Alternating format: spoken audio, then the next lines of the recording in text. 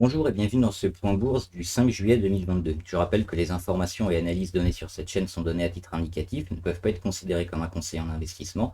L'investissement en bourse est risqué, vous êtes responsable de tous les investissements que vous faites. Alors aujourd'hui, la bourse est en net baisse, on va le regarder sur les indices, le CAC qui perd 2,6%, on va juste regarder le Nasdaq avant qui perd 1%, toujours dans sa grosse tendance baissière. Il est sous toutes ses moyennes mobiles et il est proche d'un support à 10 500, mais il perd encore 1%. Le dos, c'est à peu près pareil, on perd 1%. Et le CAC perd 2,68. Alors, pour autant, dans des marchés baissiers comme ça, ce qui est important, c'est d'essayer de perdre le moins possible, voire de ne pas perdre, même de gagner. Donc, on peut toujours gagner dans des marchés baissiers comme ça. C'est pas parce que tout est rouge, rouge vif, qu'il faut se désengager et puis revenir quelques semaines ou quelques mois après, parce que c'est aussi maintenant que la performance de l'année peut se faire, dans un sens ou dans l'autre évidemment, mais c'est dans les marchés baissiers qu'on peut vraiment faire la différence. Et on va le voir tout à l'heure sur pas mal d'actions et de produits qui sont intéressants. Le CAC, pour revenir au CAC, donc moins 2,68. On casse un léger support un support intermédiaire qui était sur les 5825 environ. Mais rien de nouveau, on est toujours baissier à moyen terme depuis le début de l'année.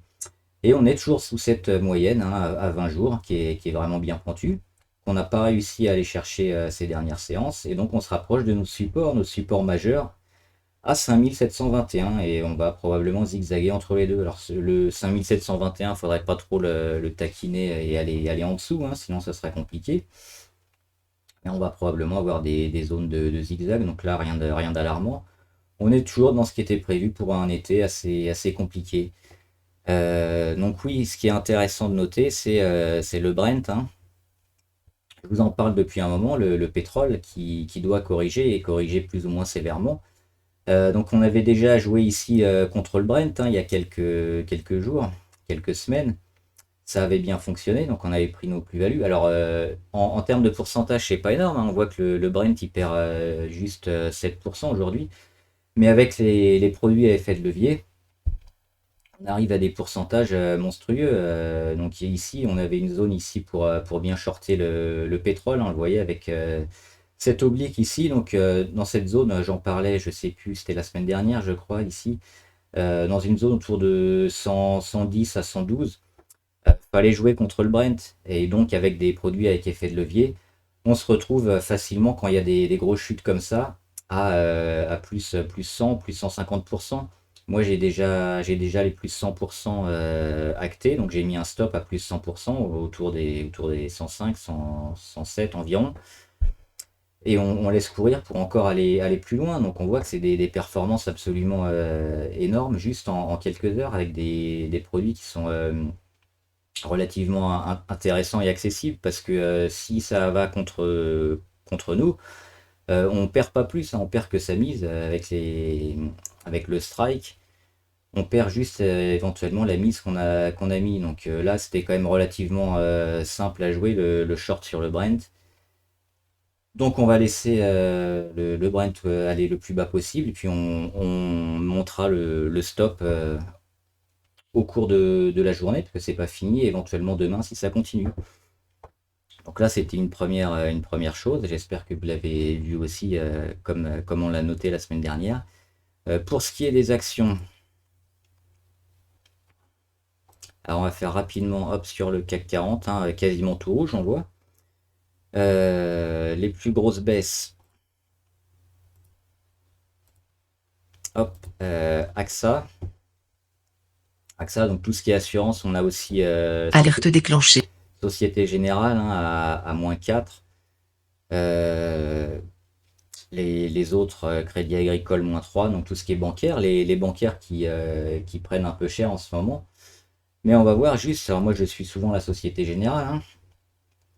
Il y a une zone d'achat énorme sur les 18. Donc si on revient rapidement aux 18, il faudra probablement se placer à l'achat et puis recharger sur Société Générale. Moi c'est ce que je ferais, sur les autres bancaires c'est à peu près la même chose, que ce soit En journalier ou en hebdomadaire ou mensuel, on a tous les mêmes zones d'achat ici très, très fortes, hein, sur des supports intéressants. Euh, je voulais voir la BNP. Hop. La BNP, c'est pareil, hein, sur les 42, 41, ce sera des zones relativement intéressantes pour les bancaires. En termes de réussite, on n'en a que 4, hein. Pernod Ricard, mais Pernod Ricard, c'est plus un zigzag, il n'y a pas vraiment de, de signal d'achat, hein, mais malgré les 0,8 et la meilleure perf sur le CAC. On le voit techniquement, il y a pas grand-chose. Alors on regarde les actions. Alors oui, quelques actions intéressantes, crack ou crack. On avait, ça on va le voir après.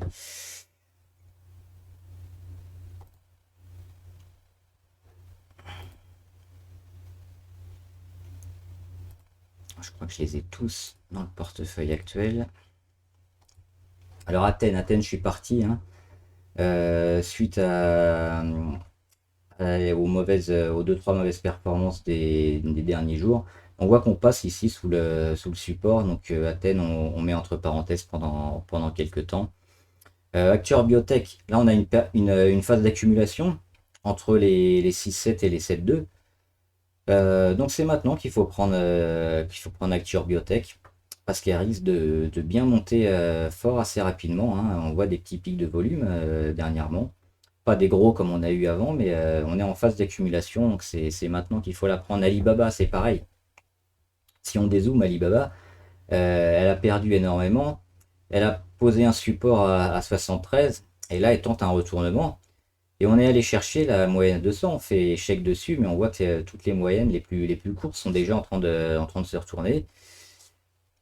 Et on est surtout bien poussé par des volumes, hein, les volumes énormes sur le support, des volumes pareils sur les moyennes et sur les premières phases de retournement.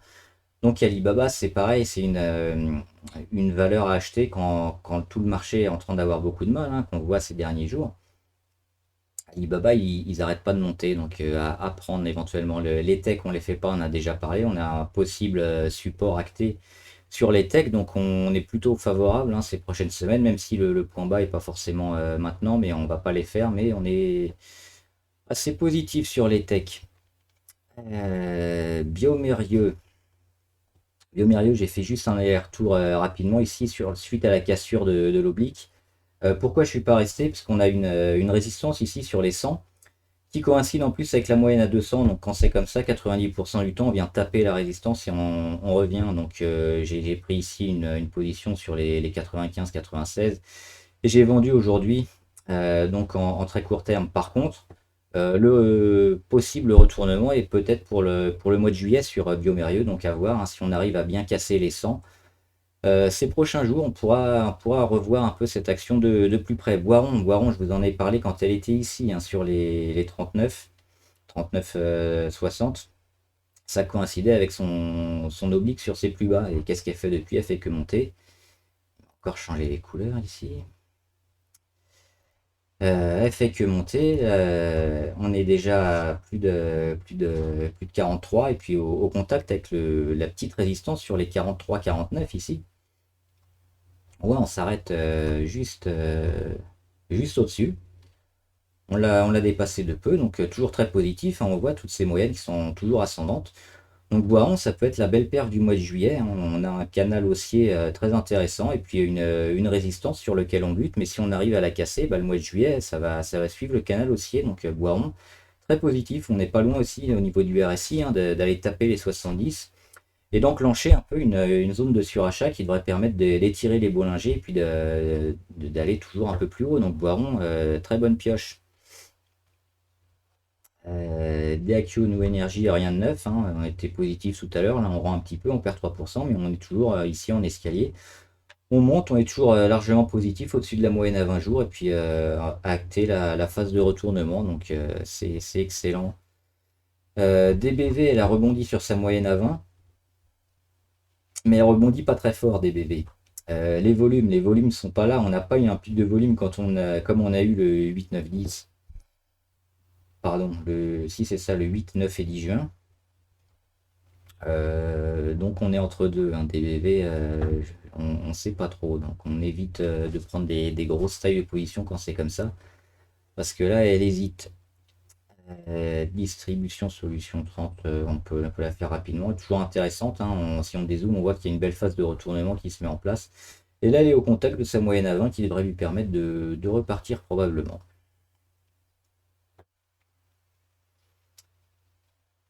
EuroAPI, suite à l'introduction, hein, on était très favorable sur cette action. Donc on avait pris une ligne autour des 14. On est déjà à 16,40, hein, et ça monte bien. On est tiré les Bollinger, toujours parfait, hein. C'est une filiale de Sanofi.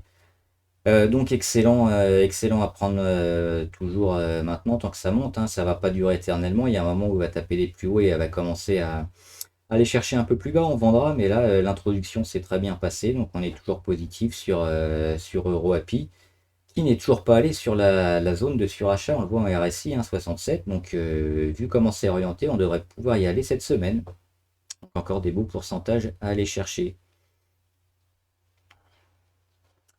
Hermès, toujours en short sur Hermès, hein. On voit que ça bute, hein, sur les 1000, 1080 à chaque fois. Là, on a eu quelques temps dans la séance au-delà de l'oblique et de la moyenne à 50, mais on l'a réintégré, on n'y arrive pas. Ça commence à s'aplatir, hein, niveau MACD, on n'est pas loin de faire un retournement, probablement demain ou après-demain, et de capituler peut-être, d'aller chercher enfin une zone sous les 1000. Donc c'est toujours l'objectif, hein, sur Hermès, on est toujours assez négatif. Ipsen, on en parlait éventuellement pour la prendre ici si elle cassait facilement et qu'elle attaquait les moyennes. Donc ça n'a pas été le cas, on a fait une mèche haute hier. Et aujourd'hui, on bute sur notre résistance à 91-96. Donc on ne prend pas Ipsen, hein, on ne prend pas de position. Neoen, on en avait parlé ici aussi pour faire du trading de range, hein, sur les 35, les 36 environ, 36 euros. Donc elle avait explosé. Et puis là, ça fait 2 jours où elle met des mèches hautes et puis elle n'arrive pas à dépasser la moyenne à 50. Donc moi je suis parti, hein, dans du très court terme. On a fait du 36 jusqu'à du 37, 37,7, 36,6 environ. Donc petite plus-value en quelques jours parce qu'on est dans un marché assez compliqué. Et puis qu'on bute, hein, qu'on n'arrive pas à casser cette moyenne. Donc éventuellement on la reprendra sur les 36. Mais là, on acte quand même une plus-value. C'est toujours ça de prix dans un marché baissier comme ça. Roblox, je vous en ai parlé la semaine dernière aussi, je crois. J'avais pris une ligne sur les 34,9. Elle continue de bien marcher, Roblox. Alors pourquoi je vous l'avais mis? Je vous l'avais mis pour les pourcentages énormes, hein, qu'elle propose.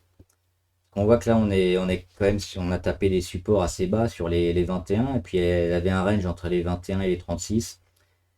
Elle se rapprochait du haut de son range, et puis là, elle est en train de le casser, donc c'est toujours le bon moment de se placer là-dessus, parce que si elle confirme aujourd'hui et demain au-dessus des 36,4, on va aller chercher peut-être la moyenne à 150, qui est autour des 56 euros. Donc il y a un pourcentage encore pas mal à voir, et puis la confirmation avec les volumes toujours, hein. Les volumes, le support a été confirmé par des volumes historiques sur Roblox. Donc toujours intéressant à prendre maintenant, hein, Roblox, au Nasdaq. Sartorius, elle est entre deux, hein. Elle casse l'oblique de fin d'hémorragie. Elle avait confirmé son support, mais on voit qu'elle bute sur sa résistance à 330. Donc il faut, alors, volume intéressant, mais il faut laisser la valeur travailler. Elle va sûrement encore tergiverser dans ce petit triangle. Et puis on verra si on a des bonnes nouvelles pour casser les 330 à se mettre à l'achat dessus. Sinon, avant, c'est un peu prématuré. Thales. Alors Thales, moi j'avais pris une ligne sur Thales. J'ai rechargé un peu en cours de journée. Et je ne suis pas parti parce que je considère que cette grosse chute de moins 5%, c'est plutôt une opportunité d'achat et une opportunité de rentrer à moindre frais. Sur Thales qui a fait ici, qui a cassé un peu son oblique, hein, pour attaquer un peu toutes les moyennes, le haut des Bollinger, mettre un plus haut. Et maintenant, elle fait quoi? Elle fait un pullback. Donc sur le pullback, normalement, on rachète ici autour des 112. C'est intéressant. On voit que ça a été un peu racheté en fin de séance et puis qu'il réagit sur sa moyenne à 100 jours. et qu'on n'est pas allé plus bas que les plus bas des dernières semaines. Donc Thales qui a encore le vent en poupe selon moi et qui devrait pouvoir repartir. Donc une zone d'achat intéressante hein, sur les 112 toute cette semaine Thales. Probablement à prendre. Par contre, si on va chercher sous les 107, 106, 105, attention, attention. Total évidemment qui descend avec le pétrole. Et puis on le disait, hein, cette zone des 51 qu'il fallait tenir et qui fera probablement foi sur le début du mois de juillet, voire tout le mois de juillet. Et puis là on casse pas à moitié, hein, moins 6% sur Total. Pas de zone d'entrée ou de short sur Total, on va plutôt laisser la valeur construire, mais en dessous des 51, il y aura probablement rien à faire, hein, c'est du zigzag. Et puis peut-être ici sur les 47, 46, 47, 48, pourquoi pas rentrer à voir si la valeur commence à perdre un peu en volatilité, puis retrouve des niveaux comparables à 46. Ce sera intéressant, sinon non, là c'est à éviter en ce moment.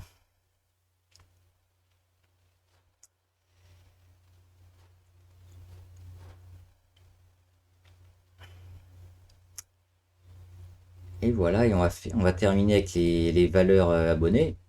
Alors, Advanced Micro Device.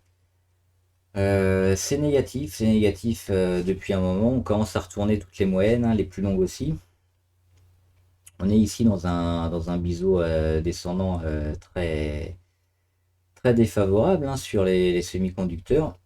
On est au contact d'un petit support autour des 72-73. Donc c'est celui-là qui va être intéressant à noter. Le précédent à 84 a explosé. Donc si on arrive à le tenir et puis on voit un peu de perte de volatilité et puis qu'on tient les 60, 72, 73, on aura peut-être le début de la fin sur AMD. Mais avant non, c'est négatif, il n'y a rien à faire. On peut encore casser le support et aller chercher les 50. En ce moment, les semi-conducteurs ont tous un peu beaucoup de mal. Un peu beaucoup, je ne sais pas si c'est très français. Donc c'est un secteur à surveiller parce que c'est toujours porteur et on a toujours besoin de semi-conducteurs, mais en ce moment c'est plutôt à éviter. Il va y avoir un rebond à prendre, mais pour le moment c'est trop tôt. BMW, BMW c'est négatif aussi, hein, on est en correction. Depuis le début de l'année il est où? Hop, il est là le début de l'année, hein. On est monté fin janvier. Et puis fin janvier, on a marqué un plus haut. Et depuis, on dégrade. Alors, on dégrade un peu moins que certains, mais on est quand même passé sous toutes les moyennes mobiles. On a un support ici sur les 63. Et il faudra laisser tout le mois d'été, tous les mois d'été, juillet, août, à BMW pour travailler ici entre les 80 et les 63 et retrouver véritablement une tendance intéressante, parce que là, il y a quand même une petite phase de correction, voire de neutralité hein, sur BMW, donc pas grand-chose à faire éventuellement. Tenter le support ici sur les 63 si on vient taper et qu'on repart tout de suite après. Intel, c'est catastrophique sur Intel. Le petit support des 41 a bien explosé, donc depuis on est largement négatif, il n'y a rien à faire. On va chercher toujours plus bas sur Intel, donc on évite. Mercedes-Benz, donc j'avais pris celui au Nasdaq. Hein. Sur Mercedes, pareil, on vient de casser encore un petit support, là, celui que j'avais mis. Alors je sais pas s'il était très pertinent, celui à 58, mais en tout cas, on voit qu'on n'arrive pas à inverser la tendance et à marquer des supports, hein, que ce soit 58 ou 60, ça a été enfoncé très rapidement et depuis on casse très franchement, donc on va attendre de marquer des supports un peu plus forts, qui seront peut-être sur les 40, voire moins. Mais pareil, hein, quand on est comme ça, un graphique très négatif, on évite de se placer dessus. Micron Technologie, c'est pareil, je vais pas me répéter, on casse les supports, c'est une catastrophe, tout est à la baisse. Donc on attend de marquer un véritable support à la fois en termes de jours et puis de prix. Et on revient après. Nvidia. Nvidia, c'est la même chose, je me répète pas, le support intéressant, il est ici, sur les 100, 115 environ, donc on verra. Stellantis, on y est sur le support, ouais. J'ai pas pris la mèche, j'ai pris juste le corps sur les 11,2. Si on regarde les indicateurs, il n'y a pas grand chose de positif hein, sur Stellantis. Si ça vient à lâcher, on pourra jouer contre le titre probablement en vente à découvert, hein, ça peut être intéressant. Sinon, si on vient à confirmer le support, il y a de bonnes chances qu'on le casse encore ces prochains jours parce qu'une reprise en V sur Stellantis, quand on a des graphiques comme ça, c'est pas le scénario le plus probable. Et puis Virgin Galactic, j'en avais parlé en commentaire. Euh, il faut surveiller. Il faut surveiller les annonces et puis les jours où ça va exploser d'un coup quand on va annoncer les vols. Sinon, graphique, techniquement, il y a pas grand-chose à faire, hein. On a un plus bas à 5,14. On a surtout cette zone ici des 6,9 qui était intéressante mais qu'on a cassé. Donc là, on évolue entre les deux, mais il n'y a pas grand-chose techniquement à faire. Par contre, dès que ça va reprendre avec des volumes monstrueux, il faudra se mettre à l'achat sur Virgin Galactic. Et enfin, le jeu, n'oubliez pas le jeu qui reprend à la fin de la semaine. Donc je rappelle que celui qui aura le plus de points au jeu à Noël aura un cadeau. Alors celui ou ceux, hein, on verra s'il y aura un ou deux vainqueurs. Donc le principe, c'est toujours le même. On marque un point sur 3 semaines. La première semaine, on choisit deux valeurs du CAC 40, une à la hausse et une à la baisse. Si on a les deux dans le bon sens, on est qualifié pour la deuxième semaine. La deuxième semaine, on choisit n'importe quelle valeur sur n'importe quel marché. Il faut être en positif. Celui qui est positif, il a un bonus de 5%. Et la dernière semaine, c'est pareil, on choisit n'importe quelle valeur. Et le vainqueur marque un point. Voilà, j'espère que la vidéo vous a aidé. N'hésitez pas à la liker et à vous abonner à la chaîne pour être au courant de toutes les vidéos. Et mettez aussi en commentaire les valeurs que vous suivez. On les analysera ensemble et mettez aussi en commentaire des questions si vous avez des questions sur le marché ou sur des actions, sur le trading, n'importe quoi. J'y répondrai avec plaisir. Bon trade, salut!